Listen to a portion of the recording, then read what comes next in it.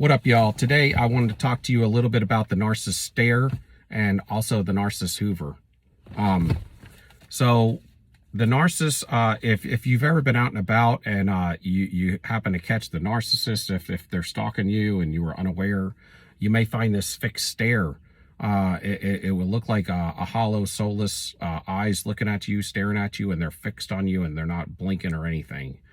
And that's kind of like when they are stalking you, and typically that is to read you, psychically, some say, so that they can see your aura. They could see, how well you've healed, see how wounded you are. They can see read your traits and your mannerisms, so that they can find a way back in because they're planning a Hoover. Not particularly that day, but they're always studying up on you. And if you catch them with a fixed stare, you best know that they're going to be coming back soon for a Hoover or a re-Hoover. This is like a distinct stare that is just hollow and soulless you'll catch with them. They are always working on supply, and they are of a spiritual consciousness of narcissism. They're all linked up to this, and that's why they are kind of predictable and they run in these cycles. They will try to come back in if they can. Of course, they're going to try to love bomb you eventually.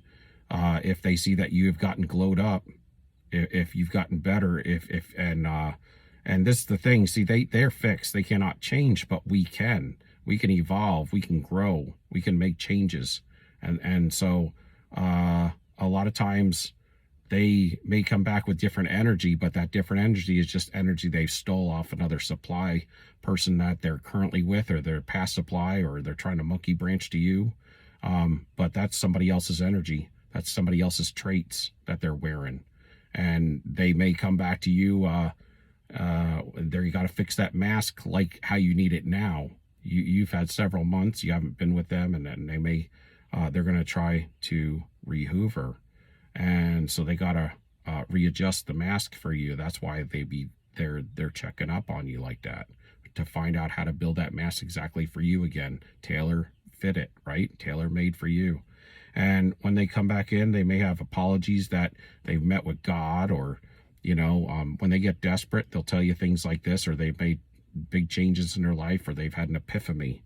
But just know that this is all a lie. They probably told you everything, and so they're starting to go this route now. They will mirror the perfect partner back to you, and you got to know they will be able to mirror the perfect love partner back to you. They know your wounds, they know where you healed, and they know how to try to come back in. So you got to be careful. The best thing you could do is gray rock them, to stay away from them. Just walk away if you can, smile if you can.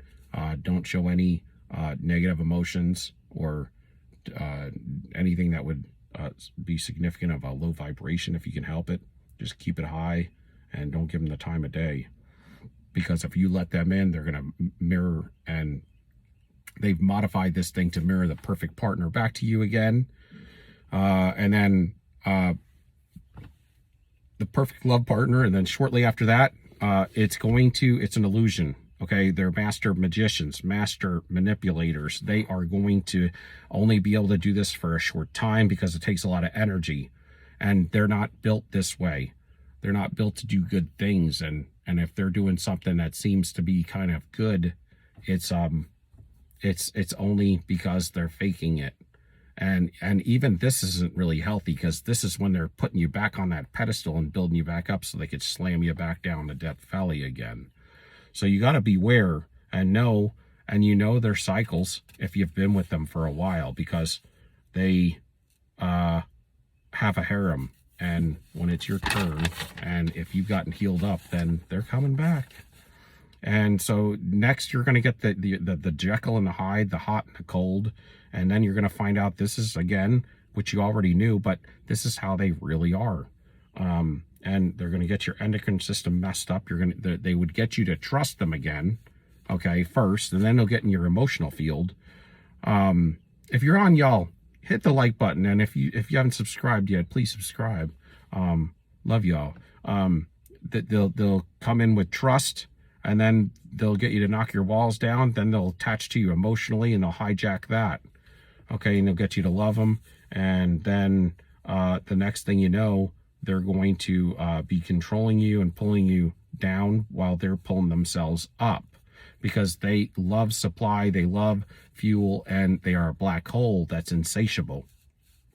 You can never fill their black hole, and they're always going to be pulling. They're going to turn into everything that you want in the beginning, and then it's going to be short-lived, and it's going to be fake. It's going to be, even the apologies is manufactured. Okay, you don't want to be with the narcissist. It's all a lie.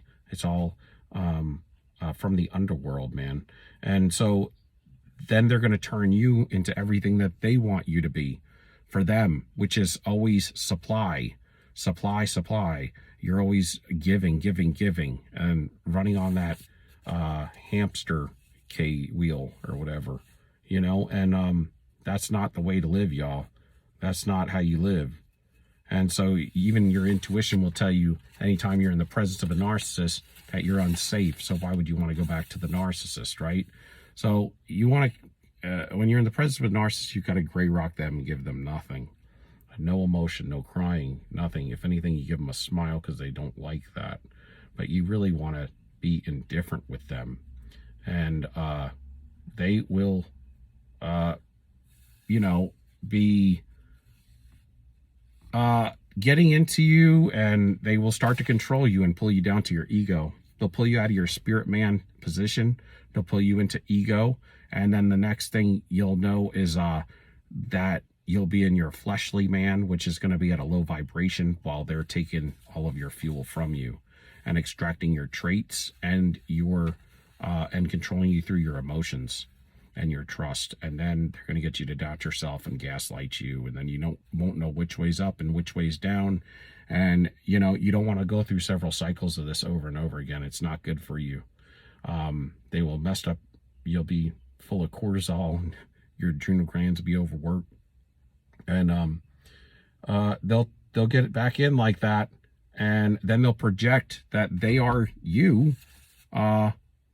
They're going to project yourself back to you and project it as if they are you and you are them, because they're garbage. And you know, just because the way that they are, they have no fruit, and they choose to be that way. But they will convince you of that, and before you know it, you will be spiritually, psychically, and emotionally drained, and you will be ruminating on them again.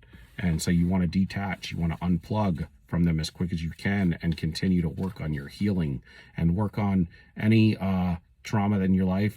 Heal it and stay yourself, probably more than not, because people are always trying to abuse out there. You want to be real careful with who you talk to.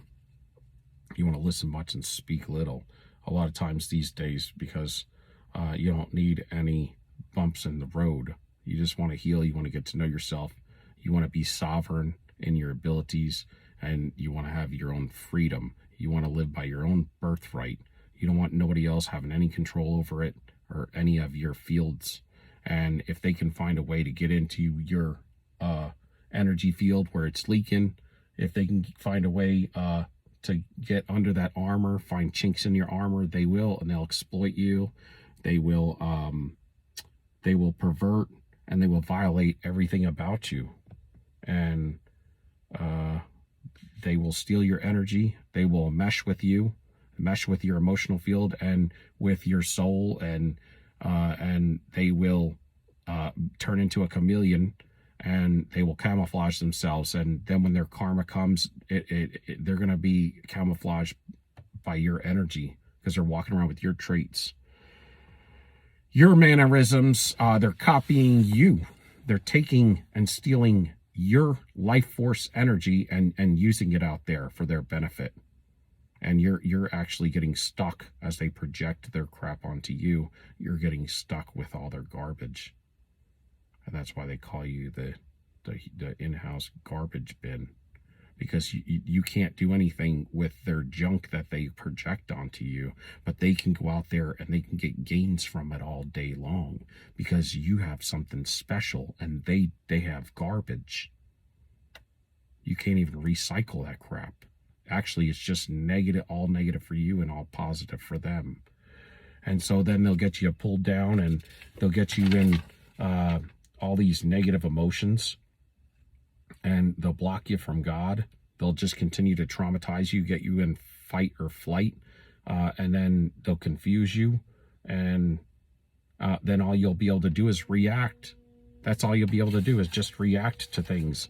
You'll be in reactionary mode, and then you'll be looking crazy. They'll get you to feel depressed. They'll get you to feel lonely. They'll get you away from friends and family. They'll pull you down. They'll make you feel ashamed. They'll shame you. And all these negative things, you'll have anxiety and depression, and you don't need that. You want to be sovereign in who you are, and you want to glow up, and you want to be with healthy individuals and build a good support system, and stay away from evil, corrupt individuals, and speak little and listen much, because even when you're out and about at, with friends, family, co-workers, bosses, whatever, man, you just want to do your job and keep yourself to a minimum with people, man, because it's just not good for you. And if it's not necessary, don't do it. Don't talk about it. It ain't worth it. And people will find ways to abuse you, man, just to get even fuel off you, even if they're not a love partner. They could be a fake friend or something. It could be anything. It could be anybody. It could be the person on the other side of the counter at Starbucks, that starts to get annoyed because you ordered some coffee or something, tries to get you to react as well. That's how things are, man. Anything to get a little bit of energy, a little bit of fuel from you. And they want to get you out of your space. So anyway, give me a like, a thumbs up, and a subscription. Y'all glow up. And until next time, soldier up, y'all. Peace, we out.